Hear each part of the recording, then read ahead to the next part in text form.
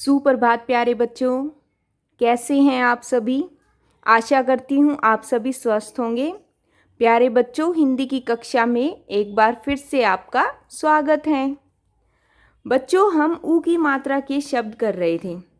हमने श्रुतलेख भी स्टार्ट कर ली है और श्रुतलेख एक बार कर भी चुके हैं, पेज नंबर 8। बट बेटा पेज नंबर 9 पर भी श्रुतलेख ही है ना। कक्षा कार्य और अभ्यास कार्य आपको दोनों करनी है। श्रुतलेख, ओके। सबसे पहले आपको राइट करनी है दिनांक। दिनांक आपको जरूर राइट करनी है, कक्षा कार्य में भी और अभ्यास कार्य में भी, ओके। तो tell me which date is today? 7। And which month is going on? December, Hindi में दिसंबर। और which year is going on?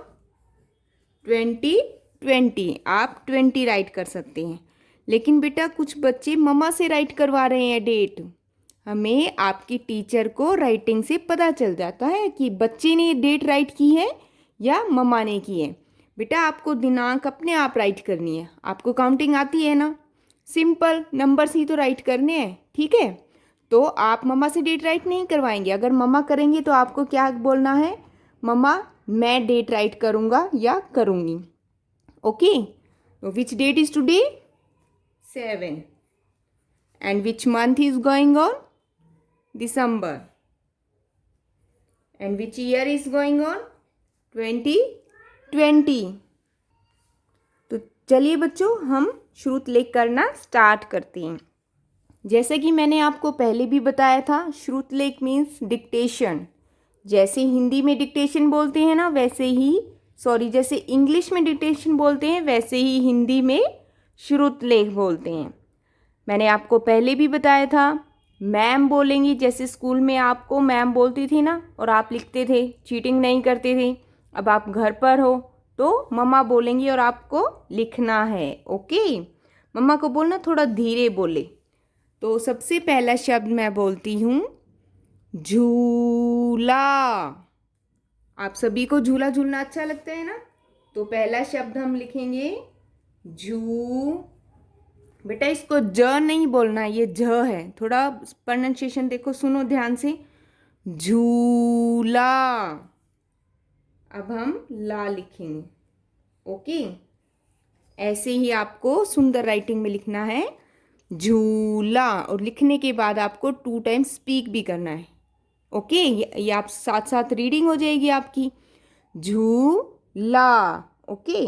अगला शब्द लिखेंगे बेटा, अपनी मैम का नाम लिखेंगे पूनम। पूनम, पूनम। कितना इजी है ना ये, इसमें बस एक ऊ की मात्रा आती है। पूनम। झूला, पूनम, ओके। अगला शब्द लिखेंगे डमरू। क्या लिखेंगे हम? डमरू। ड म रू। अब देखो बेटा, रू पे कैसी मात्रा लगेगी। मैंने आपको सिखाया था ना, र पर कैसी मात्रा लगाते हैं हम, ऐसे, रू। डमरू, ओके। बच्चों ध्यान से देखेंगे मैम ने कैसी लगाई है। यहाँ आप कुछ बच्चे सोचेंगे मैम ने यहाँ तो नीचे व्यंजन के नीचे लगाई है, बट र के तो यहाँ लगा दिए। अगर आपको ध्यान है तो बेटा, जब हमने ऊ की मात्रा स्टार्ट की थी तो ध्यान से देखिए मैम ने कैसी लगाई थी र पर, है ना। देखो सब व्यंजन के नीचे मात्रा लगी है, लेकिन र के यहाँ लगी है, ओके। तो बेटा आपको यहाँ लगानी है। और हमने छोटे ऊ की कैसे सीखी थी, ऐसे नीचे। और बड़े ऊ की कैसे सीखी थी, ऐसे। तो बेटा इस चीज़ का आपको ध्यान रखना है, ओके। जैसे बेटा छोटे ऊ की मात्रा में रुपया, रुपया था ना, तो उसमें ऐसी मात्रा लगेगी रुई, ओके। लेकिन डमरू, र पर ध्यान से देखना आपको मात्रा कैसी लगानी है, ओके। तो अगला शब्द मैं बोलती हूँ आपको क चालू। क चालू, कचालू। एक बार फिर से इन शब्दों को पढ़ेंगे। झूला, पूनम, डमरू, कचालू। बेटा र पर आपको ध्यान से देखना है कैसी मात्रा लगेगी। ओके, रू पे नीचे नहीं लगेगी, यहाँ लगेगी। अगला शब्द फिर मैं आपको र वाला बोलती हूँ, आपको और अच्छे से समझ आ जाएगा। अमरूद, अ म रू में फिर आपको यहाँ लगानी है मात्रा, ठीक है। द, अमरूद। अमरूद एक फल है, सभी बच्चों को पता है।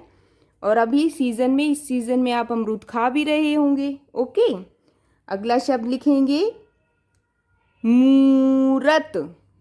मू र त, मूरत।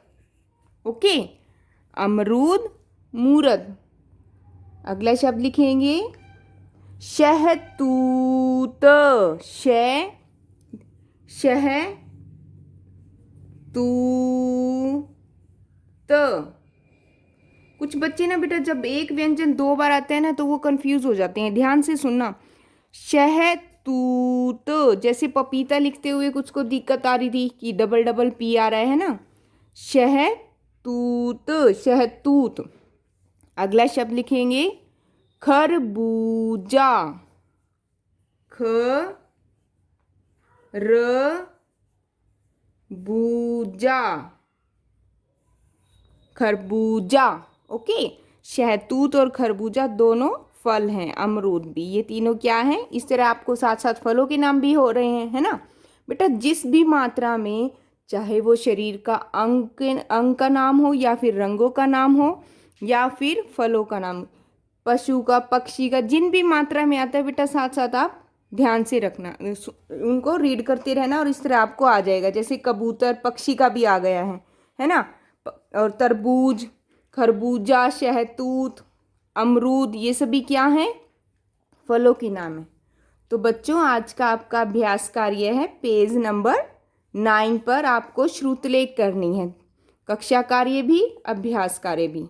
बेटा मैं बार बार बोल रही हूँ, आपको दिनांक भी लिखनी है, और इन शब्दों को लिखने के बाद 3-4 टाइम्स रीड भी करना है, पढ़ना भी है। ओके, इससे आपकी रीडिंग भी हो जाएगी। एक बार फिर से पढ़ेंगे।